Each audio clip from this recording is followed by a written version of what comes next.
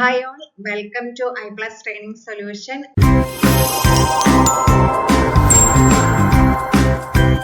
നമ്മളിത് നോക്കാനായിട്ട് പോകുന്നത് ലൈറ്റ് എന്ന ടോപ്പിക്കിലെ കുറച്ച് ക്വസ്റ്റ്യൻസ് ആണ്. അപ്പൊ നിങ്ങൾ കണ്ടന്റ് നല്ല രീതിയിൽ പഠിച്ചിട്ടുണ്ടാവും എന്ന് വിചാരിക്കുന്നു. അതിനുശേഷം ഈ ക്വസ്റ്റ്യൻസും കൂടി ഒന്ന് ചെയ്ത് നോക്കിയെങ്കിൽ മാത്രമാണ് നമുക്ക് ആ കണ്ടന്റ് എത്രത്തോളം മനസ്സിലായിട്ടുണ്ടെന്ന് നോക്കാനായിട്ട് സാധിക്കുകയുള്ളൂ. അപ്പൊ നമുക്ക് ക്വസ്റ്റ്യൻസിലേക്ക് പോകാം. ഫസ്റ്റ് ക്വസ്റ്റ്യൻ നോക്കുക. Which of the following causes dispersion? ഡിസ്പേഴ്സന് കാരണമായത് ഏത് എന്നാണ് ചോദിച്ചിരിക്കുന്നത്. റിഫ്രാക്ഷൻ ആണോ, റിഫ്ലക്ഷൻ ആണോ, ടോട്ടൽ ഇന്റേണൽ റിഫ്ലക്ഷൻ ആണോ, ടോട്ടൽ ഇന്റേണൽ ഡിസ്പേഴ്സൺ ആണോ? ഏതാണ് ആൻസർ വരുന്നത്? നമുക്കറിയാം ഡിസ്പേഴ്സണോ റീസൺ എന്ന് പറയുന്നത് ഏതാണ്? അത് റിഫ്രാക്ഷൻ ആണ്. നോക്കുക, അതായത് the reason is that for a given angle of incidence the reflection is the same for all of the wavelength of white light while the angle of refraction is different for different wavelength. അതായത് ഒരു given angle of incidence ല് ഒരു light പതിക്കുകയാണല്ലോ, അതിന്റെ reflection എന്ന് പറയുന്നത് എന്തായിരിക്കും? Angle of reflection എന്ന് പറയുന്നത് എല്ലാ വേവ് ലെങ്തിനും സെയിം ആയിരിക്കും. അതേ സമയത്ത് ആംഗിൾ ഓഫ് റിഫ്രാക്ഷൻ എന്ന് പറയുന്നത് വ്യത്യസ്തമായ വേവ് ലെങ്തിന് എന്തായിരിക്കും? വ്യത്യസ്തമായിരിക്കും. അങ്ങനെ വ്യത്യസ്തമായതുകൊണ്ടാണ് ഏത് പ്രതിഭാസത്തിലേക്ക് എത്തുന്നത്? ഡിസ്പേഴ്സണിലേക്ക് എത്തുന്നത്. ശരിയല്ലേ? Dispersion occurs because the angle of refraction is different for different wavelength. അതായത് നമുക്കറിയാം വ്യത്യസ്തമായ കളറിന് വ്യത്യസ്തമായിട്ടുള്ള വേവ് ലെങ്ത് ആണ്. ആ വ്യത്യസ്തമായ വേവ് ലെങ്ത് കാരണം അവിടെ എന്തുണ്ട്? അവിടത്തെ ആംഗിൾ ഓഫ് ഡിഫ്രാക്ഷൻ എന്ന് പറയുന്നത് വ്യത്യാസമാണ്. അതാണ് ഡിസ്പേഴ്സന് കാരണമാകുന്നത്. ഓക്കെ, അപ്പൊ ക്ലിയർ ആയെന്ന് വിചാരിക്കുന്നു. അപ്പൊ ആൻസർ ഏതാണ്? റിഫ്രാക്ഷൻ ആണ് കേട്ടോ. ഇനി അടുത്ത ക്വസ്റ്റ്യൻ നോക്കുക. What happens to the frequency and wavelength when the light passes from rarer to denser medium? ഇവിടെ എന്താണ് ചോദിച്ചിരിക്കുന്നത്? അതായത് എന്താണ്, ലൈറ്റ് റെയറർ ടു ഡെൻസർ മീഡിയത്തിലേക്ക് പാസ് ചെയ്യുമ്പോൾ അതിന്റെ ഫ്രീക്വൻസിക്കും വേവ് ലെങ്തിനും എന്ത് മാറ്റമാണ് ഉണ്ടാകുന്നത് എന്നാണ് ചോദിച്ചിരിക്കുന്നത്. Wave length remains unchanged but frequency changes. They are independent. Wavelength and frequency changes. Wavelength changes but the frequency remain unchanged. നമ്മൾ പഠിച്ചിട്ടുള്ളതാണ്. ഏതാണ് ആൻസർ വരുന്നത്? ആൻസർ വരുന്നത് ഓപ്ഷൻ ഡി ആണ്. The frequency of the wave is determined by its source and does not change when the medium changes. അതായത് denser മീഡിയത്തിൽ നിന്ന് rarer മീഡിയത്തിലേക്ക് പതിക്കുമ്പോൾ അവിടെ എന്തേ സംഭവിക്കുന്നുള്ളൂ? അവിടുത്തെ മീഡിയം ചേഞ്ച്, ആ മീഡിയം ചേഞ്ച് എന്ന് പറയുന്നത് ഒരിക്കലും എന്തിനെ ഇൻഫ്ലുവൻസ് ചെയ്യുന്നില്ല? ഫ്രീക്വൻസിനെ ഇൻഫ്ലുവൻസ് ചെയ്യുന്നില്ല. ഫ്രീക്വൻസിനെ എന്തുമാത്രമാണ് ഇൻഫ്ലുവൻസ് ചെയ്യുന്നുള്ളൂ? അതായത് ഇറ്റ് സോഴ്സ്, ആ ഒരു വേവിന്റെ സോഴ്സ് ആണ് ഫ്രീക്വൻസിനെ ഇൻഫ്ലുവൻസ് ചെയ്യുന്നത്. അതേ സമയത്ത് എന്താണ്, മീഡിയം ചേഞ്ച് ചെയ്യുമ്പോൾ അവിടെ വേവ് ലെങ്തിന് വ്യത്യാസം വരും. അതുകൊണ്ട് തന്നെ ഓപ്ഷൻ ഡി ആണ് കറക്റ്റ് ആയിട്ടുള്ള ആൻസർ. അവിടെ എന്ത് സംഭവിക്കും? വേവ് ലെങ്ത് ചേഞ്ച് ആകും, അതേ സമയത്ത് ഫ്രീക്വൻസി എന്ന് പറയുന്നത് റിമെയിൻസ് സെയിം ആയിരിക്കും. ഓക്കെ, ക്ലിയർ ആയെന്ന് വിചാരിക്കുന്നു. ഇനി അടുത്ത ക്വസ്റ്റ്യനിലേക്ക് നോക്കുക. What will be the colour of the sky in the absence of atmosphere? നമുക്കറിയാം അല്ലെ, നോർമലി നമ്മൾ കാണുന്ന സ്കൈയുടെ കളർ എന്ന് പറയുന്നത് ഏതാണ്? ബ്ലൂ ആണ്. ഇവിടുത്തെ ക്വസ്റ്റ്യൻ എന്താണ്? അവിടെ അറ്റ്മോസ്ഫിയർ ഇല്ലായിരുന്നുവെങ്കിൽ, ഇപ്പൊ നമുക്ക് അറിയാം എന്തുണ്ട്? അറ്റ്മോസ്ഫിയർ ഉണ്ട്. അപ്പൊ അവിടെ അറ്റ്മോസ്ഫിയർ ഇല്ലായിരുന്നെങ്കിൽ എന്തായിരിക്കും സ്കൈയുടെ കളർ എന്നാണ് ചോദിച്ചിരിക്കുന്നത്. എന്തായിരിക്കും? ഈസി ആയിട്ടുള്ള ഒരു ക്വസ്റ്റ്യൻ ആണ്. ആൻസർ നിങ്ങൾക്ക് പറയാം. ഏതാണ്? ഡാർക്ക് ആണ് അല്ലെ? എന്തുകൊണ്ടാണ് ഡാർക്ക് ആയിട്ട് വരുന്നത്? എന്തുകൊണ്ടാണ്? the sunlight will not be scattered in the absence of atmosphere. ഈ ഒരു ബ്ലൂ കളർ കാണാനുള്ള കാരണം എന്ന് പറയുന്നത് ഈ ഒരു സൺലൈറ്റ് എന്ത് ചെയ്യുന്നതുകൊണ്ടാണ്? സ്കാറ്റർ ചെയ്യുന്നത് കൊണ്ടാണെന്ന് നമുക്കറിയാവുന്നതാണ്. അതായത് കുറഞ്ഞ വേവ് ലെങ്ത് ആയിട്ടുള്ള ബ്ലൂ ആണ് ഏറ്റവും കൂടുതൽ സ്കാറ്റർ ആയി പോകുന്നത്. ബ്ലൂവിന്റെ ഷെയ്ഡ്സ് ആണ്. അതുകൊണ്ടാണ് എന്ത്, സ്കൈ എന്ന് പറയുന്നത് ബ്ലൂ കളറിൽ കാണപ്പെടുന്നത്. അപ്പൊ ഈ ഒരു അറ്റ്മോസ്ഫിയറിന്റെ ആബ്സെൻസിൽ സൺലൈറ്റിന് സ്കാറ്റർ ചെയ്യാനായിട്ട് സാധിക്കില്ല. So the sky will appear dark. So the sky will no longer be blue in the absence of atmosphere. അതുകൊണ്ട് തന്നെ അവിടെ അറ്റ്മോസ്ഫിയർ ഇല്ലെങ്കിൽ സ്കൈക്ക് നീല കളർ കാണാനായിട്ട് സാധിക്കില്ല, മറിച്ച് എന്താണ് ഡാർക്ക് കളർ അല്ലെങ്കിൽ ബ്ലാക്ക് കളർ ആയിട്ടായിരിക്കും സ്കൈ നമുക്ക് കാണാനാവുക. Okay, next question. On what factor does the normal shift through a refracting medium depend? ഇവിടെ എന്താണ് ക്വസ്റ്റ്യൻ എന്ന് പറയുന്നത്? നോർമൽ ഷിഫ്റ്റിനെ സ്വാധീനിക്കുന്ന ഫാക്ടേഴ്സ് എന്താണ്? തന്നിരിക്കുന്നതിൽ ഫാക്ടേഴ്സ് എന്താണെന്നാണ് ചോദിച്ചിരിക്കുന്നത്. അപ്പൊ എന്താണ് നോർമൽ ഷിഫ്റ്റ് എന്ന് പറഞ്ഞിട്ടുണ്ടെങ്കിൽ, നോർമൽ ഷിഫ്റ്റ് അല്ലെങ്കിൽ അപ്പാരന്റ് ഡെപ്ത് ഷിഫ്റ്റ് എന്നൊക്കെ പറയാറുണ്ട്. അപ്പാരന്റ് ഡെപ്ത് ഷിഫ്റ്റ് എന്താണിത്? നിങ്ങൾ പഠിച്ചിട്ടുള്ളതാണ്. അതായത് നമ്മൾ എപ്പോഴും എക്സാമ്പിൾ പറയുന്നതാണ്. ഇപ്പൊ ഒരു വാട്ടറിൽ ഒരു നാണയം ഇരിക്കുകയാണെങ്കിൽ ആ നാണയം നമ്മൾ കാണുന്ന ഒരു സ്പേസിലായിരിക്കില്ല അത് ഇരിക്കുന്നത്. അപ്പൊ ആ ഒരു ഡിഫറൻസ്, ഒറിജിനൽ സ്പേസും നമ്മൾ കാണുന്ന ആ ഒരു പോയിന്റും തമ്മിലുള്ള ആ ഒരു ഡിഫറൻസിനാണ് എന്തെന്ന് പറയുക? നോർമൽ ഷിഫ്റ്റ് എന്ന് പറയുന്നത്. അതിന്റെ equation normal shift equal to h, delta h ആണ് നോർമൽ ഷിഫ്റ്റിനെ കാണിക്കുന്ന ടേം. അപ്പൊ delta h equal to h into 1 minus 1 by mu ആണ് അല്ലെ? h into 1 minus 1 by mu ആണ്. ഇതിൽ h എന്ന് പറയുന്നത് എന്താണ്? thickness ആണ്, thickness of the refracting medium ആണ്. mu എന്ന് പറയുന്നത് refractive index of the medium. എന്തൊക്കെയാണ്? h എന്ന് പറയുന്നുണ്ടെങ്കിൽ thickness of the refracting medium, mu എന്ന് പറയുന്നത് refractive index of the medium. അപ്പോൾ ഒരു നോർമൽ ഷിഫ്റ്റ് എന്തിനെയൊക്കെ ഡിപ്പെൻഡ് ചെയ്യുന്നു എന്ന് പറഞ്ഞിട്ടുണ്ടെങ്കിൽ ഈ ഒരു രണ്ട് ഫാക്ടറിനെ മാത്രമാണ് ഡിപ്പെൻഡ് ചെയ്യുന്നത്. The thickness of the refracting medium and the refractive index of that medium. അപ്പൊ ഇവിടെ തന്നിരിക്കുന്നതിൽ ഏതാണ് ആൻസർ എന്ന് പറയുന്നത്? ഇവിടെ നമുക്ക് thickness of the refractive medium മാത്രമാണ് തന്നിട്ടുള്ളൂ. സോ ആൻസർ വരുന്നത് ഏതാണ്? ഓപ്ഷൻ എ ആണ്, thickness of the refracting medium ആണ്. ഓക്കെ, അപ്പം നോക്കുക, the normal shift depends on the thickness of the refractive medium and the refractive index of the material. Clear ആയല്ലോ? Okay, ഇനി അടുത്ത ക്വസ്റ്റ്യൻ നോക്കുക. A lens immersed in a transparent liquid is not visible. Under what condition can this happen? എന്താണ് ഇവിടുത്തെ question എന്ന് പറഞ്ഞിരിക്കുന്നത്? അതായത് ഒരു ട്രാൻസ്പാരന്റ് ലിക്വിഡിൽ ഇമേഴ്സ്ഡ് ചെയ്തിരിക്കുന്ന ലെൻസിനെ വിസിബിൾ ഇല്ല. അതായത് ആ ഒരു ലിക്വിഡിന്റെ ഇടയിൽ നിന്ന് നമുക്ക് ആ ലെൻസിനെ ഐഡന്റിഫൈ ചെയ്തെടുക്കാനായിട്ട് പറ്റുന്നില്ല. അതെങ്ങനെയുള്ള കണ്ടീഷനിലാണ് എന്നാണ് ചോദിച്ചിരിക്കുന്നത്. Less refractive index, high refractive index, same refractive index, total internal reflection is 0. ഏതായിരിക്കും ആൻസർ വരുന്നത്? ഓപ്ഷൻ സി ആണ്, സെയിം റിഫ്രാക്റ്റീവ് ഇൻഡെക്സ് ആണ്. അതായത് when the refractive indices are equal, light passes through the boundary between the lens and the liquid without bending.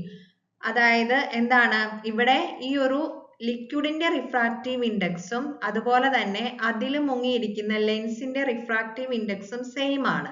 Same ആയതുകൊണ്ട് തന്നെ ഈ light ഇങ്ങനെ pass ചെയ്ത് പോകുമ്പോൾ ഈ ഒരു ലിക്വിഡിന്റെയും അതുപോലെ തന്നെ ഈ ഒരു ലെൻസിന്റെയും ബൗണ്ടറിയിൽ എന്ത് സംഭവിക്കുന്നില്ല? ബെൻഡ് സംഭവിക്കുന്നില്ല, റിഫ്രാക്ഷൻ സംഭവിക്കുന്നില്ല. ക്ലിയർ ആവുന്നുണ്ട്? ആ ഒരു പാത്തിൽ വ്യതിയാനം സംഭവിക്കുന്നില്ല. എന്തുകൊണ്ടാണ് വ്യതിയാനം സംഭവിക്കാത്തത്? അവിടുത്തെ റിഫ്രാക്റ്റീവ് ഇൻഡെക്സ്, രണ്ടിന്റെയും റിഫ്രാക്റ്റീവ് ഇൻഡെക്സ് സെയിം ആയതുകൊണ്ടാണ് അവിടെ ഒരു ഡീവിയേഷൻ സംഭവിക്കാത്തത്. Because there is no change in the path of the light, the lens appears as if it is the same material as the surrounding liquid and cannot be distinguished. അവിടെ ആ ഒരു ലൈറ്റിന്റെ പാത്തിന് ഒരു change സംഭവിക്കാത്തത് കൊണ്ട് നമുക്കത് കാണുമ്പോൾ, ലെൻസും ലിക്വിഡും കാണുമ്പോൾ എന്താണ്, നമുക്കതിനെ ഡിഫറൻഷിയേറ്റ് ചെയ്യാൻ പറ്റത്തില്ല. രണ്ടും ഒരേ മെറ്റീരിയൽ ആണെന്ന് തോന്നും, റിഫ്രാക്റ്റീവ് ഇൻഡെക്സ് സെയിം ആയതുകൊണ്ട്. ഓക്കെ, ക്ലിയർ ആയെന്ന് വിചാരിക്കുന്നു. നമ്മൾ ഇനി അടുത്ത ക്വസ്റ്റ്യനിലേക്ക് പോവാണ്. അടുത്ത ക്വസ്റ്റ്യൻ നോക്കാം. A concave mirror is held in water.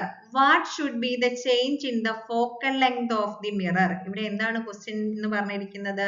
ഇവിടെ കോൺകേവ് മിറർ വാട്ടറില് മുക്കി വെച്ചേക്കാണ്.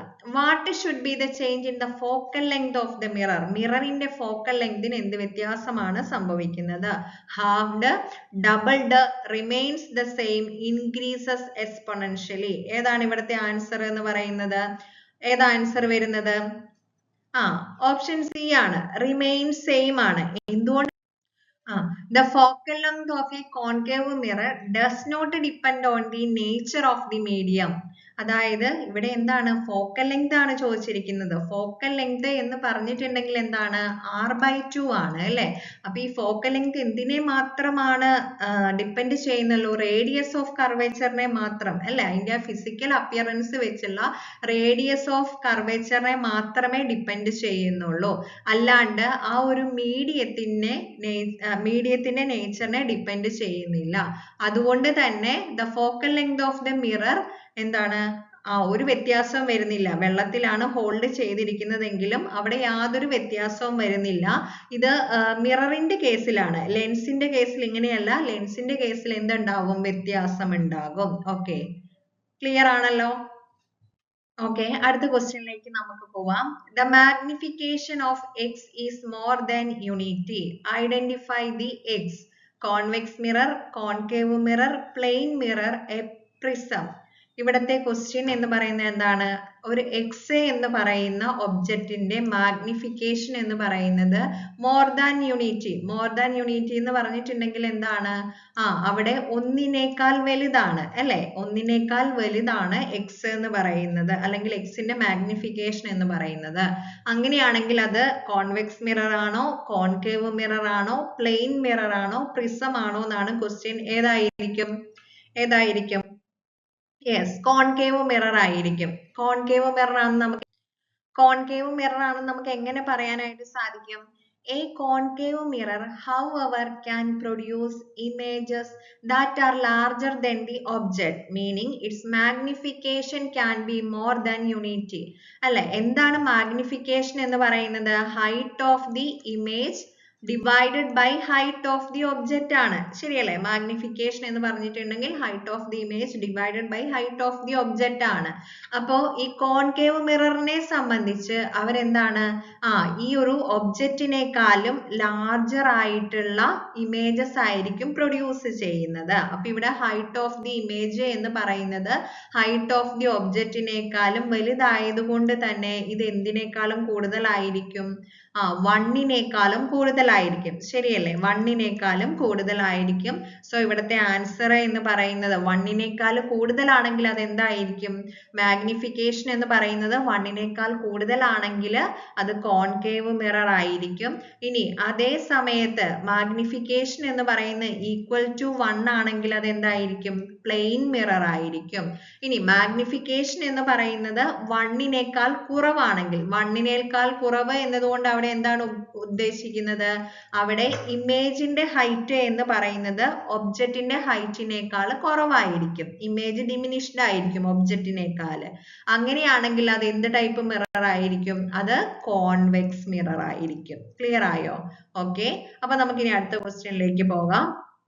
Which of the following is a necessary condition for total internal reflection? പലതവണ റിപ്പീറ്റഡ് ആയിട്ട് ചോദിച്ചിട്ടുള്ള ക്വസ്റ്റ്യൻ ആണ്. ടോട്ടൽ ഇന്റേണൽ റിഫ്ലക്ഷന്റെ നെസസറി കണ്ടീഷൻ തന്നിരിക്കുന്നതിൽ ഏതാണെന്നാണ് ചോദിച്ചിരിക്കുന്നത്. The angle of incidence in denser medium must be greater than the critical angle for the two media. The angle of incidence in the rarer medium must be greater than the critical angle of two media. The angle of incidence is denser medium must be lesser than the critical angle of the two media. The angle of reflection is in the denser medium must be greater than the critical angle of two media. ഏതാണ് answer വരുന്നത്? Option A ആണ്. The angle of incidence in the denser medium must be greater than that of critical angle for the two media. അല്ലെ, critical ആംഗിളിനേക്കാൾ കൂടുതലാണെങ്കിൽ മാത്രമാണ് എന്ത് സംഭവിക്കുന്നുള്ളൂ? അതേ മീഡിയത്തിലേക്ക് reflect ചെയ്ത് തിരിച്ചു വരുന്നുള്ളൂ. ശരിയല്ലേ? ക്രിറ്റിക്കൽ ആംഗിളിനേക്കാൾ കൂടുതൽ. അപ്പോ ഏതാണ് ആൻസർ വരുന്നത്? ഓപ്ഷൻ എ ആണ് ആൻസർ വരുന്നത്. The necessary condition for the total internal reflection are the light must travel from optically denser to an optically rarer medium. എന്താണ് രണ്ട് കണ്ടീഷൻ? ടോട്ടൽ ഇന്റേണൽ റിഫ്ലക്ഷൻ കാണിക്കാനുള്ള രണ്ട് കണ്ടീഷൻ എന്ന് പറയുന്നത് ലൈറ്റ് എവിടെ നിന്ന് എങ്ങോട്ട് പാസ് ചെയ്യണം? ഒപ്റ്റിക്കലി ഡെൻസർ മീഡിയത്തിൽ നിന്ന് ഒപ്റ്റിക്കലി റെയറർ മീഡിയത്തിലേക്ക് പാസ് ചെയ്യണം. And the angle of incidence in the denser medium must be greater than the critical angle. അല്ലെ, ക്രിട്ടിക്കൽ ആംഗിളിനേക്കാളും ആംഗിൾ ഓഫ് ഇൻസിഡൻസ് ഡെൻസർ മീഡിയത്തിൽ കൂടുതലായിരിക്കണം. ഓക്കെ, ഇനി അടുത്ത ക്വസ്റ്റ്യൻ നോക്കുക. According to the thin lens formula, which one of the following is true regarding the focal length of the lens? F is positive for concave lens, F is negative for convex lens, F is positive for a diverging lens, F is negative for concave lens. ഏതാണ് answer? Thin lens formula അനുസരിച്ച് ഏത് condition ആണ് ഇതിൽ ശരിയായത് എന്നാണ് ചോദിച്ചിരിക്കുന്നത്. ഏത് condition ആണ്? F is negative for concave lens. അല്ലെ, നമുക്കറിയാം തിൻ ലെൻസ് ഫോർമുല എന്ന് പറഞ്ഞിട്ടുണ്ടെങ്കിൽ 1/f equal to 1/v minus 1/u ആണ്. അല്ലെ, ഇതിൽ u എന്ന് പറയുന്നത് എന്താണ്? Distances of the object from the optical lens. Then v എന്ന് പറയുന്നത് ഇമേജിന്റെ ഡിസ്റ്റൻസ് ആണ്. According to the thin lens formula f positive ആണെങ്കിൽ അതെന്തായിരിക്കും? കോൺവെക്സ് ലെൻസ് ആയിരിക്കും. ക്ലിയർ ആയോ? എഫ് പോസിറ്റീവ് ആണെങ്കിൽ കോൺവെക്സ് ലെൻസും, എഫ് നെഗറ്റീവ് ആണെങ്കിൽ, ലെൻസിന്റെ കേസ് എഫ് നെഗറ്റീവ് ആണെങ്കിൽ അതെന്തായിരിക്കും? കോൺകേവ് ലെൻസും ആയിരിക്കും. അപ്പൊ കോൺകേവ് ലെൻസിന്റെ കണ്ടീഷൻ ആണ് പറയുന്നത് എഫ് ഈസ് നെഗറ്റീവ് എന്നുള്ളത്. നമുക്ക് ആൻസർ കണ്ടുപിടിക്കാനായിട്ട് നമുക്ക് തന്നിരിക്കുന്നതെല്ലാം ഒന്ന് ആദ്യം എടുത്ത് എഴുതാം. എന്തൊക്കെ തന്നിട്ടുണ്ട്? ഇവിടെ തന്നിട്ടുണ്ടെങ്കിൽ അറിയാം. എഫ് എന്ന് പറയുന്നത് 10 സെന്റിമീറ്റർ ആണ് അല്ലെ, എഫ് 10 സെന്റിമീറ്റർ ആണെന്ന് തന്നു. ഇനി വി എന്ന് പറയുന്നത് 40 സെന്റിമീറ്റർ ആണ് അല്ലെ, 40 സെന്റിമീറ്റർ ആണ്. അടുത്തത് എന്താണ്? യു എന്ന് പറയുന്നത് നമുക്കറിയില്ല, അതാണ് നമുക്ക് കണ്ടുപിടിക്കേണ്ടത്. അപ്പൊ നമുക്ക് ഇവിടുത്തെ ഇക്വേഷൻ അറിയാം. നമ്മൾ ഇക്വേഷൻ എടുത്ത് എഴുതുകയാണ്. എന്താണ് ഇക്വേഷൻ എന്ന് പറയുന്നത്? 1/f equal to 1/v minus 1/u ആണ്. ഇതിലെ എന്താണ് നമുക്ക് അറിയേണ്ടത്? u ആണ് അറിയേണ്ടത്. അപ്പൊ ജസ്റ്റ് ഒന്ന് ഇതൊന്ന് റീഅറേഞ്ച് ചെയ്യാണ്. 1/u equal to 1/v minus 1/f എന്ന് എഴുതും. ഇനി ഒന്നുമില്ല, ജസ്റ്റ് ഒന്ന് സബ്സ്റ്റിറ്റ്യൂട്ട് ചെയ്താൽ മതി. ഇവിടെ v എന്ന് പറയുന്നത് 40 സെന്റിമീറ്റർ ആണ്, മൈനസ് 1/f, f എന്ന് പറയുന്നത് 10 സെന്റിമീറ്റർ ആണ്. ക്രോസ് മൾട്ടിപ്ലൈ ചെയ്യുമ്പോൾ 10 മൈനസ് 40 ഡിവൈഡഡ് ബൈ 400 എന്ന് കിട്ടും അല്ലേ? ശരിയല്ലേ? 400 എന്ന് കിട്ടും. അപ്പൊ 10 മൈനസ് 40 എന്ന് പറയുന്നത് 30 ഡിവൈഡഡ് ബൈ 400 എന്ന് കിട്ടും. ഇത് ക്യാൻസൽ, സീറോയും സീറോയും ക്യാൻസൽ ചെയ്ത് പോകുമ്പോൾ -3 ഡിവൈഡഡ് ബൈ 40 എന്ന് കിട്ടും. ഇതെന്താണ്? 1/u ആണ്. അപ്പൊ u എന്ന് പറയുന്നത് നേരെ റെസിപ്രോക്കൽ എടുക്കുന്നു. u എന്ന് പറയുമ്പോൾ 40 ഡിവൈഡഡ് ബൈ -40 ഡിവൈഡഡ് ബൈ എന്ത് കിട്ടും? 3 എന്ന് കിട്ടും. അത് എത്ര വരും? അപ്രോക്സിമേറ്റ്ലി 13.3 സെന്റിമീറ്റർ ആണ് ആൻസർ വരുന്നത്. ഓക്കെ, എന്തുകൊണ്ടാണ് ഇവിടെ -13 എന്ന് പറഞ്ഞിട്ടുണ്ടെങ്കിൽ -13 എന്ന് പറഞ്ഞിട്ടുണ്ടെങ്കിൽ ലെൻസിന്റെ മുമ്പിൽ അല്ലെ, ഈ ഒരു സൈഡിലാണ് എന്ത്? ഒബ്ജക്റ്റ് ഇരിക്കുന്നത്, ശരിയല്ലേ? അതുകൊണ്ടാണ് അവിടെ എന്ത് വന്നത്? മൈനസ് വന്നത്. ഓക്കെ, അപ്പൊ ക്ലിയർ ആയെന്ന് വിചാരിക്കുന്നു. ആൻസർ വരുന്നത് 13 സെന്റിമീറ്റർ. ഓക്കെ, ഇനി നമ്മൾ അടുത്ത ക്വസ്റ്റ്യനിലേക്ക് പോവാണ്. Find the magnification of the lens if the focal length of the lens is 10 centimetre and the size അല്ല കേട്ടോ, ഈ ഒരു ക്വസ്റ്റ്യൻ ഒന്ന് തിരുത്തണം. ഡിസ്റ്റൻസ് ആണ്. Distance of the image is -30 centimetre. ഇവിടെ എന്താ തന്നിരിക്കുന്നത്?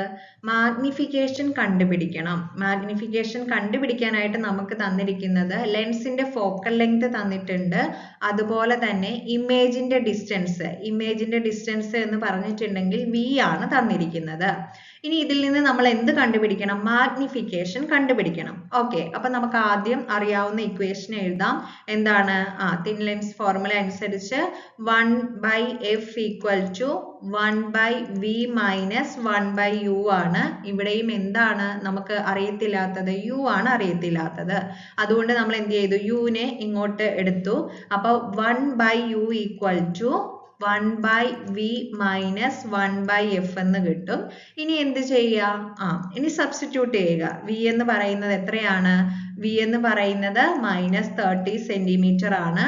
അടുത്തത് എന്താണ്? f എന്ന് പറയുന്നത് 10 സെന്റിമീറ്റർ ആണ് അല്ലെ? f എന്ന് പറയുന്ന 10 സെന്റിമീറ്റർ ആണ്. ഇനി എന്ത് ചെയ്യുക? ഇത് ക്രോസ് മൾട്ടിപ്ലൈ ചെയ്യുക. അപ്പൊ നമുക്ക് എന്തെന്ന് കിട്ടും? 10 മൈനസ് 30 എന്ന് കിട്ടും. ശരിയല്ലേ? 10 മൈനസ് 30 ഡിവൈഡഡ് ബൈ എന്താണ്? 30 into 10 എന്ന് കിട്ടും. ഓക്കെ, അപ്പൊ നമുക്കിത് ചെയ്തു വരുമ്പോ എങ്ങനെ കിട്ടും? ഒന്നുകൂടെ ഞാൻ എഴുതുകയാണ്. നമുക്ക് കിട്ടിയിരിക്കുന്നത് 10 മൈനസ് 30 ഡിവൈഡഡ് ബൈ എന്തെന്നാ കിട്ടുന്നത്? 30 into 10 എന്ന് കിട്ടും. ഓക്കെ, -30 into 10 എന്ന് കിട്ടും. അപ്പൊ 10 മൈനസ് 30 എന്ന് പറയുന്നത് 10 plus 30 ആകും. That is equal to 40 minus 300 40 divided by -300 എന്ന് കിട്ടും. ഇതും തമ്മിൽ ക്യാൻസൽ ആയി പോകും. ശരിയല്ലേ? ഇത് രണ്ടും കൂടെ ക്യാൻസൽ ആയി പോകും. അതിനുശേഷം എന്ത് ചെയ്താൽ മതി? u ആണ് കണ്ടുപിടിക്കേണ്ടത്. അപ്പൊ u എങ്ങനെയാ കണ്ടുപിടിക്കേണ്ടത്? ഇത് 1 മൈനസ് u ആണ് അല്ലെ? നമുക്ക് കിട്ടിയിരിക്കുന്നത് 4 ഡിവൈഡഡ് ബൈ -30 എന്നുള്ളത് എന്താണ്? 1 by u ആണ്. അപ്പൊ എന്ത് ചെയ്യുക? നേരെ റെസിപ്രോക്കൽ എടുക്കുക. u എന്ന് പറയുന്നത് -30 ഡിവൈഡഡ് ബൈ 4 എന്ന് കിട്ടും. അത് എത്രന്ന് കിട്ടും? -7.5 എന്ന് കിട്ടും. ഓക്കെ, ക്ലിയർ ആയോ? അപ്പൊ u എന്ന് പറയുന്നത് എത്രയാണ്? -7.5 സെന്റിമീറ്റർ എന്ന് കിട്ടും. അപ്പൊ നമുക്ക് ഇവിടെ എന്തും കിട്ടി? u -7.5 സെന്റിമീറ്റർ എന്ന് കിട്ടി. v എത്രയാണെന്ന് ഓൾറെഡി തന്നിട്ടുണ്ട്. -30 സെന്റിമീറ്റർ ആണെന്ന് തന്നിട്ടുണ്ട്. അങ്ങനെയാണെങ്കിൽ നമുക്ക് മാഗ്നിഫിക്കേഷന്റെ ഇക്വേഷൻ അറിയാം. എന്താണ്? v by u എന്നുള്ള മാഗ്നിഫിക്കേഷന്റെ ഇക്വേഷൻ ഇവിടെ എഴുതുന്നു. അപ്പൊ ഇവിടെ v എന്ന് പറയുന്നത് -30 ഡിവൈഡഡ് ബൈ u എന്ന് പറയുന്നത് -7.5. ഇത് ഡിവൈഡ് ചെയ്യുമ്പോൾ എത്ര എന്ന് കിട്ടും? 4 എന്ന് കിട്ടും. ഓക്കെ, ആൻസർ എത്രയാണ് വരുന്നത്? അപ്പൊ ഇവിടുത്തെ മാഗ്നിഫിക്കേഷൻ ഓപ്ഷൻ സി ആണ്. ഏതാണ്? 4 ആണ് കറക്റ്റ് ആയിട്ടുള്ള ആൻസർ. ഓക്കെ, ക്ലിയർ ആയല്ലോ? അപ്പൊ എന്താ ചെയ്തിരിക്കുന്നത്? നമ്മൾ ആദ്യം എന്ത് ചെയ്തു? 1/f equal to 1 minus v minus 1 by u എന്നുള്ള ഇക്വേഷൻ ഉപയോഗിച്ചിട്ട് എന്ത് കണ്ടുപിടിച്ചു? u കണ്ടുപിടിച്ചു. അതിനുശേഷം ആ യുവിനെ മാഗ്നിഫിക്കേഷന്റെ ഇക്വേഷനിൽ v by u എന്നുള്ളിടത്ത് ഇട്ട് കൊടുത്തിട്ട് നമ്മൾ ആൻസർ കണ്ടുപിടിക്കുകയാണ് ചെയ്യുന്നത്. ഓക്കെ, അപ്പൊ ഏതാണ് ആൻസർ വരുന്നത്? 4 ആണ് ആൻസർ വരുന്നത്. ഓക്കെ, ഇനി അടുത്തൊരു ക്വസ്റ്റ്യൻ നോക്കുക. A boy uses spectacles of focal length -50 centimeter. Name the defect of the vision he is suffering from: astigmatism, hypermetropia, myopia, presbyopia. ഏതാണ് ആൻസർ വരുന്നത്? ഇവിടുത്തെ ആൻസർ എന്ന് പറയുന്നത് നമുക്കറിയാം. ഇവിടെ ഫോക്കൽ ലെങ്ത് -50 സെന്റിമീറ്റർ ആണ്. മൈനസ് ആണ് തന്നിരിക്കുന്നത്. അങ്ങനെയാണെങ്കിൽ ആ കുട്ടി ഏതായിരിക്കും? ഏത് ലെൻസ് ആയിരിക്കും ഉപയോഗിച്ചിരിക്കുന്നത്? ഫോക്കൽ ലെങ്ത് മൈനസ് ആണെങ്കിൽ യെസ്, എന്താണ്? അതൊരു കോൺകേവ് ലെൻസ് ആയിരിക്കും ഉപയോഗിച്ചിരിക്കുന്നത് അല്ലെ? A negative focal length indicates a concave lens is used for the correction. എന്തിനു വേണ്ടിയിട്ടാണ് കോൺകേവ് ലെൻസ് യൂസ് ചെയ്യുന്നത്? മയോപ്പിയ അല്ലെങ്കിൽ എന്താണ്? ഷോർട്ട് സൈറ്റ്നെസ് അല്ലെങ്കിൽ നിയർ സൈറ്റ്നെസ് കറക്റ്റ് ചെയ്യാൻ വേണ്ടിയിട്ടാണ്. മയോപ്പിയ കറക്റ്റ് ചെയ്യാൻ വേണ്ടിയിട്ടാണ് കോൺകേവ് ലെൻസ് ഉപയോഗിക്കുന്നത്. A condition where light focus in front of the retina. Okay, അതാണ് എന്തെന്ന് പറയുന്നത്? മയോപ്പിയ. അപ്പൊ ആ മയോപ്പിയ കറക്റ്റ് ചെയ്യാനായിട്ട് concave lens negative focal length ആയതുകൊണ്ട് തന്നെ കോൺകേവ് ലെൻസ് ആണ് യൂസ് ചെയ്തിരിക്കുന്നത്. അതുകൊണ്ട് തന്നെ ഈ ഒരു എന്തായിരിക്കും ഡിസോർഡർ എന്ന് പറയുന്നത്? മയോപ്പിയ ആയിരിക്കും. ഓക്കെ, കോൺവെക്സ് ആണെങ്കിൽ നേരെ തിരിയും. ക്ലിയർ ആയല്ലോ? ഇനി അടുത്ത ക്വസ്റ്റ്യൻ നോക്കുക. How much intensity of the image is increased if the diameter of the objective of a telescope is doubled? എന്താണ് ഇവിടുത്തെ ക്വസ്റ്റ്യൻ എന്ന് പറഞ്ഞിട്ടുണ്ടെങ്കിൽ ഇന്റൻസിറ്റിയിൽ എന്തുമാത്രം വ്യത്യാസം വരും? എപ്പോഴെന്നാണ് ചോദിച്ചിരിക്കുന്നത്? ടെലസ്കോപ്പിന്റെ ഒബ്ജക്റ്റീവിന്റെ ഡയമീറ്റർ ഡബിൾഡ് ആകുമ്പോൾ ആ ഒരു ഇമേജിന്റെ ഇന്റൻസിറ്റി എത്രമാത്രം വ്യത്യാസപ്പെട്ടിരിക്കും എന്നാണ് ചോദിച്ചിരിക്കുന്നത്. 4 times വ്യത്യാസം വരും. അതായത് The intensity of an image formed by a telescope is directly proportional to the square of the diameter of the objective lens or mirror. അതായത് ഒരു ടെലസ്കോപ്പ് ഫോം ചെയ്യുന്ന ഇമേജിന്റെ ഇന്റൻസിറ്റി എന്തുമായിട്ട് ഡയറക്ട്ലി പ്രൊപ്പോർഷണൽ ആണെന്ന് പറഞ്ഞിരിക്കുന്നത്? Square of the diameter of the objective lens or mirror. ആ ഒരു ലെൻസിന്റെ അല്ലെങ്കിൽ മിററിന്റെ ഡയമീറ്ററിന്റെ സ്ക്വയറിന് എന്താണ്? സ്ക്വയറിന് ഡയറക്ട്ലി പ്രൊപ്പോർഷണൽ ആണ് ഇന്റൻസിറ്റി എന്ന് പറയുന്നത്. അതുകൊണ്ട് തന്നെ light gathering power which determine the brightness or intensity of the image depends on the area of the objective. അതുപോലെ തന്നെ എന്തിനെ ഡിപ്പെൻഡ് ചെയ്യുന്നു? ആ ഒബ്ജക്റ്റീവിന്റെ ഏരിയനെ ഡിപ്പെൻഡ് ചെയ്യുന്നു. അതുപോലെ തന്നെ the area is proportional to square of the diameter. അപ്പൊ എന്താണ്? ഇന്റൻസിറ്റി എന്ന് പറയുന്നത് directly proportional to the diameter. ഡയമീറ്ററിന്റെ എന്തിനെയാണ്? സ്ക്വയറിനെ ഡിപ്പെൻഡ് ചെയ്തിരിക്കുന്നു. അതുപോലെ തന്നെ ബ്രൈറ്റ്നസ് എന്ന് പറയുന്നത്, ആ ഒരു ഇമേജിന്റെ ബ്രൈറ്റ്നസ് എന്ന് പറയുന്നത് ആ ഒബ്ജക്റ്റീവിന്റെ ഏരിയനെ ഡിപ്പെൻഡ് ചെയ്തിരിക്കുന്നു. ഈ ഏരിയയും എന്തിനെ ഡിപ്പെൻഡ് ചെയ്യുന്നു? ഡയമീറ്ററിന്റെ സ്ക്വയറിനെ ഡിപ്പെൻഡ് ചെയ്യുന്നു. അപ്പൊ അവിടെ ഡബിൾ ആണെങ്കിൽ എന്ത് സംഭവിക്കും? ഡയമീറ്ററിന്റെ സ്ക്വയറിനെയാണ് ഡിപ്പെൻഡ് ചെയ്തിരിക്കുന്നത്. അവിടുത്തെ വ്യത്യാസം എന്ന് പറയുന്നത് 4 ടൈംസ് ആയിരിക്കും. ഓക്കെ, ക്ലിയർ ആയല്ലോ? 4 ടൈംസ് ആയിരിക്കും. അങ്ങനെയാണ് ആൻസർ 4 ടൈംസ് വരുന്നത്.